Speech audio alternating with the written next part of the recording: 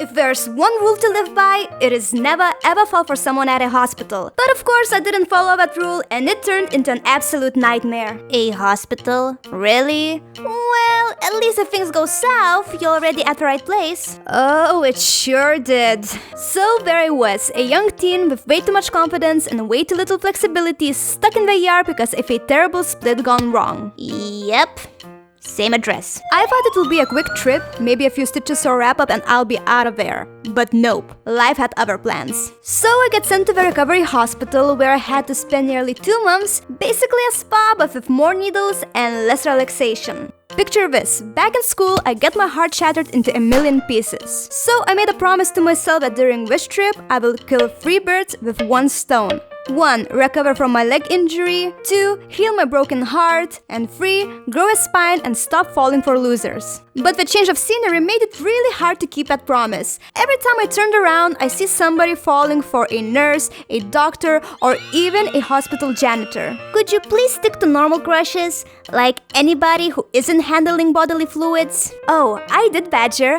I spent an entire week playing the mature one, rolling my eyes at every new crush story that came my way, until a tasty-looking new guy was delivered right to my doorsteps. I had to open the package. Let's call him Jay. He was tall, a bit older, the kind of handsome you have to squint to appreciate. He had this whole mysterious vibe going on, mostly because he was constantly sneaking off to smoke with his roommates, dodging nurses like it was a secret spy mission. And the moment I saw him, my no more lame crushes rule went right out of the window. That rule lasted like what?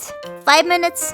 You know me, I couldn't keep it to myself, I had to tell someone, and for whatever reason, I chose the least trustworthy person in the entire facility. My roommate Sal. I have a crush on someone. Ooh, spill the tea, sis. Who is it? Is it Dr. Daniel? Wait, what? No. Isn't he like 50? Well, I wouldn't judge you, he aged quite well. A little too well if you ask me. No, it's not Dr. Daniel, and not any other doctor to be exact. It's actually the new guy, Jay. And I'm serious, don't tell a soul. So I heard you have a little crush on someone around here. What are you talking about? You told Tiff and Maddie out of all the people? Oh, please don't give Sal that look. We totally knew. You've been giving Jay the eyes every time he passed by. It's like so obvious. He kinda ugly though, but who knows, maybe he has a great personality. Yeah, so great that it makes nurses question their career choices. You know what? I have a plan. Why don't we have a little get-together tonight in your room? You know, invite him and the others, have a little fun. Yeah, we can all hang out, and then you can accidentally bump into each other, you know, to get some chemistry going. I don't know if that's a good... Fine, but if this turns into a disaster, I'm blaming both of you. I have no idea why drinking 3 cups of hospital hot chocolate before I set up public date was a good idea, but by the time nurses came in for her rounds, I already started to feel it. An itchy, uncomfortable sensation spreading from my stomach to my arms. I tried to ignore it, no big deal, right? I'm sure I wasn't the first person to have a mild reaction to dairy, but then I looked down. My skin was covered in bright red rash. I looked like pepperoni pizza. Look at the bright side. I never met a guy who would turn down a slice of pizza before. It was 6 p.m. and the secret teen hospital party was about to go down. The girls were all gathered in the room, buzzing with excitement, waiting for the guys to show up, but there's one problem. I'm covered head to toe in layers of clothes because, well, my allergies. The door cracked open, but the only one who stepped into the room was Ned. Imagine, a school bully's attitude but trapped in the body of the nerdiest guy you ever seen. Glasses, awkward posture, voice cracks, and even crutches. He was recovering from some injury too, so he hobbled around the room throwing out insults like he was still on the top of a food chain. The girls all stared wide-eyed, their excitement deflating faster than a balloon with a hole in it. But me, I was relieved. No risk of a public allergic reaction in front of my one and only Jay. Well, we might as well do something. What if we played a game where every time you lose, you have to take off a piece of your clothing? Great idea, Maddie. That way the guys will get jealous of Ned and definitely show up next time. I choked on my own breath. What? No, I can't. My allergies. If I take anything off, the rumors will spread and definitely reach Jay. Oh, don't worry, with that outfit, you could lose every round tonight and the most Ned would see are girls' ankles. I doubt he will ever see more, to be honest. And then, bam! A noise from the hallway. Like, not just a normal noise, this was, yo, something's about to go down type of noise. Everyone froze, cards would shuffle, coffee mid-sip. It was so quiet you could hear my anxiety sweat hitting the floor. And the girls? Oh man, they knew. They popped faster than the toaster pastry on the max heat. The guys are going out for a smoke! Sal quietly opens the door. Yep, there we were, heading out for just one more. Because nothing says stress relief like chain smoking in front of a no smoking sign. Forget about the cards. Let's sneak over and hide in their closet, get some intel, and surprise them. What do you say? Okay, sure. Let's get the real party started.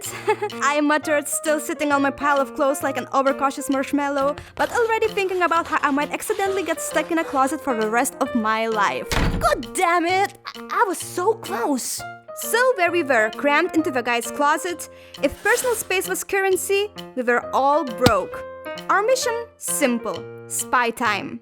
We wanted to know what the guys really talked about when we weren't around, because according to Maddie's personal conspiracy theory, crafted with the dedication of a Reddit moderator, they were secretly talking about us, like full-on locker room gossip, soap opera level tea. Just as we finally stopped giggling and entered full stealth ninja mode, ready to listen in, suddenly we hear chaos, alarms, screaming, nurses rushing, medical carts flying like bumper cars. All of us froze like mannequins in a horror movie. So I do the brave thing and peek out, and who do I see being wheeled down the hallway? Jay. My Jay. Apparently he passed out and hit his head on the exit door.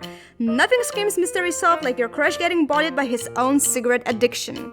So I'm sitting there on the edge of tears, and if I was wearing a mascara, that would already be parkouring down my face. Wait, didn't he like have an open chest surgery? Oh yeah, that might be the reason why his body folded like a lawn chair mid-smoke.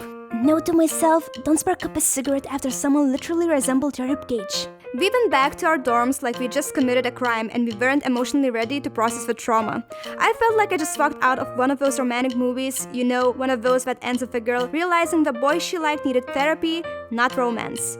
And Jay? Yeah, he lived, but I never saw him again, which, let's be honest, was probably for the best.